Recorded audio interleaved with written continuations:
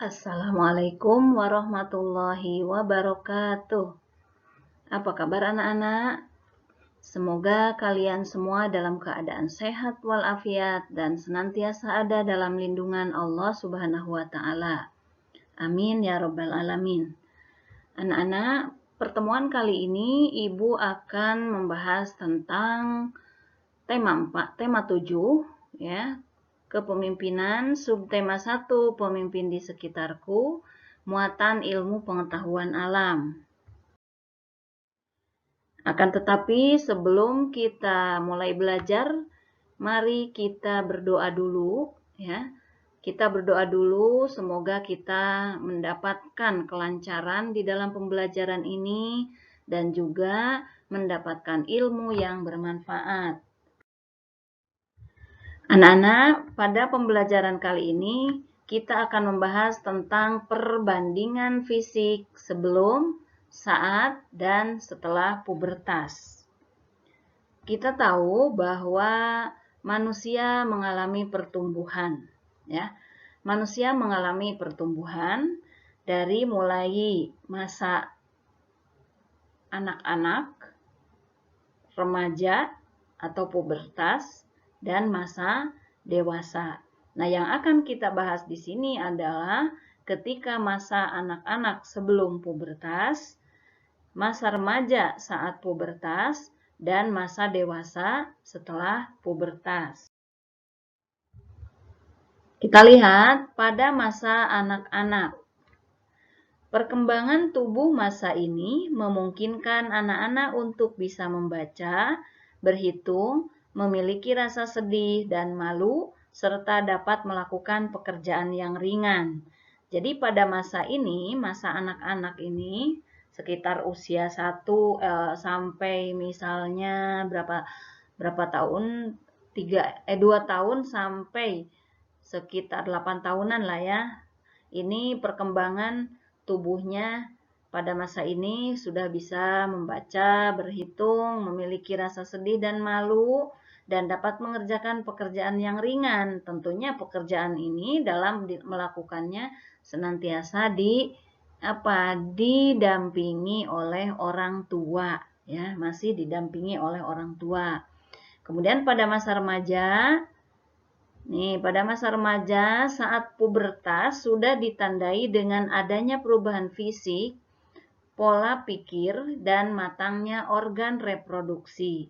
Jadi pada masa ini fisik sudah berubah, mulai organ reproduksinya berfungsi. Contoh kalau laki-laki ada tumbuh jakun, kemudian muncul kumis, jambang, ya, jenggot. Kemudian juga tumbuh bulu di sekitar kemaluan, suara membesar, ya sebagaimana yang sudah Ibu jelaskan ciri-cirinya. Kemudian pada perempuan mulai tumbuh payudara, kemudian pinggul membesar, suara lebih nyaring, kemudian juga ketiak ya, muncul rambut-rambut halus di sekitar ketiak dan kemaluan. Kemudian juga yang paling dominan itu menstruasi ya. Jadi menstruasi pada anak perempuan menunjukkan bahwa organ reproduksinya juga sudah berfungsi. Kemudian perubahan fisik yang dialami seseorang ini tentu tidak sama dengan yang dialami orang lain, walaupun usianya berbeda. Misalnya laki-laki, ada anak laki-laki usia 11 tahun, dia suaranya sudah berat, kemudian zakun sudah tumbuh, kemudian muncul tumbuh bulu-bulu halus di sekitar kemaluan dan ketiak. Akan tetapi di temannya yang sudah sama usianya 11 tahun belum muncul. Nah, itu jadi tidak sama ya. Jadi kalian jangan kaget atau jangan heran, oh kok saya udah tumbuh jakun, teman saya belum. Saya udah tumbuh kumis, teman saya belum. Itu tidak sama antara satu dengan yang lain. Kemudian perempuan juga begitu. Ada temennya atau ada temennya yang sudah head, sudah menstruasi, tapi ada yang belum. Ada yang sudah tumbuh payudara, ada yang belum. Nah, itu juga tidak sama. Jadi kalian tidak usah panik, tidak usah bingung soal perubahan pada tubuh kalian, karena perubahan fisik ya, perubahan fisik ini berbeda satu dengan yang lain walaupun usia kalian sama. Nah, untuk masa dewasa di sini kita lihat masa dewasa ini ditandai dengan melambatnya pertumbuhan dan perkembangan manusia. Ini pertumbuhan dan perkembangannya sudah lambat. Contoh pertumbuhan tinggi badan. Kalau sudah 25 tahun ke atas itu atau 30 tahun ke atas ini cenderung tidak akan mengalami ketinggian lagi atau tidak tinggi lagi. Atau payudaranya sudah membesar, nanti di usia 30 ke atas sudah tidak tumbuh lagi atau hal-hal yang lainnya juga. Nah, tapi di sini juga sudah mulai berpikir dewasa, sudah mulai berpikir matang ya di usia-usia dewasa ini. Selanjutnya kita akan membahas tentang peran orang tua pada masa pubertas. Kita tahu bahwa tadi pada masa pubertas ini terjadi perubahan baik secara fisik, secara pola pikir, dan lain-lainnya terjadi pada masa pubertas. Maka di sini ketika terjadi perubahan-perubahan baik secara fisik ataupun psikisnya pada anak itu, maka di sini peran orang tua sangat besar untuk mendampingi dan memberikan pemahaman tentang perubahan-perubahan fisik yang dialami anak yang masuk usia pubertas.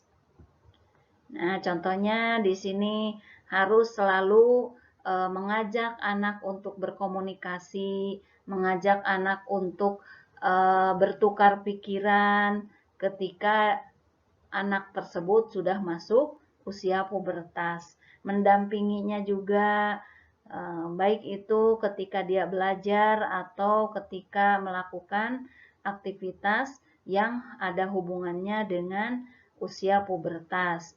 Kemudian juga ini selalu mendampingi ketika anak melakukan kegiatan misalnya dalam hal memasak nih. Anak juga nih yang sudah masuk masa pubertas, dia cenderung ingin melakukan hal-hal yang dilihatnya. Nah, terutama misalnya di rumah, ibunya sedang memasak, dia gabung, kemudian membantu ibunya, dan ibunya memberikan penjelasan, memberikan pemahaman, memberikan arahan untuk melakukan pekerjaan-pekerjaan yang sedang dilakukannya agar dikerjakan dengan baik. Nah, di sini peran orang tua sangat penting dalam menyikapi masa pubertas, memberikan pemahaman tentang perubahan yang terjadi pada diri anak. Misalnya tadi perubahan secara fisik atau perubahan secara psikis. Orang tua adalah sosok yang tepat untuk bertukar pikiran dalam menyikapi masa pubertas. Jadi, kalian yang sudah masuk ke masa pubertas, kalau ada masalah jangan dipendam sendiri, konsultasikan dengan orang tua, tanyakan bagaimana bagaimana dan apa solusinya. Misalnya kalau kalian sedang ada masalah atau kalian misalnya kalau yang perempuan baru pertama kali mengalami menstruasi, ya tanyakan kepada orang tua hal-hal apa yang boleh dilakukan dan tidak boleh dilakukan pada saat menstruasi. Kemudian laki-laki juga kalau sudah mengalami mimpi basah misalnya, nah apa yang harus dilakukan itu harus dikonsultasikan dengan orang tua, atau kalau misalnya tidak bisa berkonsultasi dengan orang tua karena alasan misalnya orang tua sibuk atau orang tuanya jauh misalnya, kita bisa mencari informasi-informasi dari media-media ya, dari internet misalnya ya, bisa, atau kita membaca buku yang berhubungan dengan keadaan pada masa pubertas. Kemudian orang tua juga harus memberikan nasihat mengenai hal yang boleh dilakukan dengan yang tidak boleh dilakukan pada masa pubertas. Jadi pada masa pubertas itu ada hal-hal yang boleh dilakukan, ada yang tidak boleh dilakukan. Maka di sini peran orang tua harus atau peran orang tua ini sangat penting, sangat besar untuk menunjukkan atau untuk memberikan arahan kepada anak-anak yang masuk kepada masa pubertas tentang hal-hal yang tidak boleh dilakukan dengan yang boleh dilakukan. Nah, sekarang kita akan melanjutkan pada kegiatan apa saja nih yang positif ketika anak masuk pada masa pubertas. Ketika kalian masuk kepada masa pubertas, maka banyak kegiatan-kegiatan yang bisa kalian ikuti, ya, bisa kalian ikuti. Di antaranya misalnya untuk laki-laki nih, permainan sepak bola, bisa, volleyball bisa, basket, tenis meja, dan lain sebagainya. Kegiatan-kegiatan olahraga ini bisa membantu kalian untuk mengisi kekosongan, ya, untuk mengisi kekosongan pada saat-saat kita punya waktu yang luang selain belajar, ya. Untuk perempuan bisa juga dengan nih mengikuti kegiatan pramuka bisa diikuti oleh laki-laki ataupun anak perempuan, ya. Jadi ini biasanya sudah ditargetkan atau sudah diprogramkan di sekolah, diwajibkan untuk mengikuti ekstrakurikuler pramuka. Jadi di pramuka ini sudah merupakan ekstra wajib, ya, yang dilakukan oleh siswa-siswi sekolah. Nah, kemudian juga bisa dengan masuk ke sanggar musik, ya. Kalian masuk ke sanggar musik tapi ya jangan asal main musik yang enggak karuan. Jadi harus terarah juga supaya apa? Supaya bisa mengembangkan bakat dan minat kalian. Kemudian juga bisa mengisi waktu dengan membuat kerajinan-kerajinan tangan. Kerajinan ini bisa bahannya bisa menggunakan benda-benda atau barang-barang bekas, ya. Bisa barang bekas seperti botol bekas, kemudian koran bekas dan lain sebagainya dijadikan barang-barang yang bernilai ekonomis. Kemudian bisa melukis, ya. Bisa juga masuk ke sanggar tari. Nah, akan tetapi sebelum kalian mengikuti kegiatan-kegiatan ini, maka kalian harus berkonsultasi dulu dengan orang tua agar orang tua bisa mengarahkan apakah kegiatan ini positif atau menunjang terhadap bakat dan minat kalian, sesuai dengan bakat dan minat kalian, atau sesuaikah dengan keadaan ekonomi, karena biasanya kegiatan-kegiatan ini ada yang berbayar, ya. Misalnya masuk ke sanggar tari, masuk ke sanggar musik, atau ke sanggar lukis, ini biasanya ada yang berbayar. Jadi harus disesuaikan dengan kondisi orang tua juga, kondisi keuangan orang tua.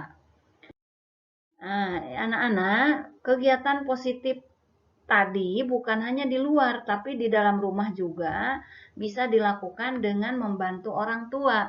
Membantu pekerjaan orang tua, yaitu tujuannya juga untuk meringankan pekerjaan mereka, peduli terhadap pekerjaan orang tua, dan juga bisa menjadikan kita seorang yang mandiri. Tidak perlu tergantung kepada orang tua terus.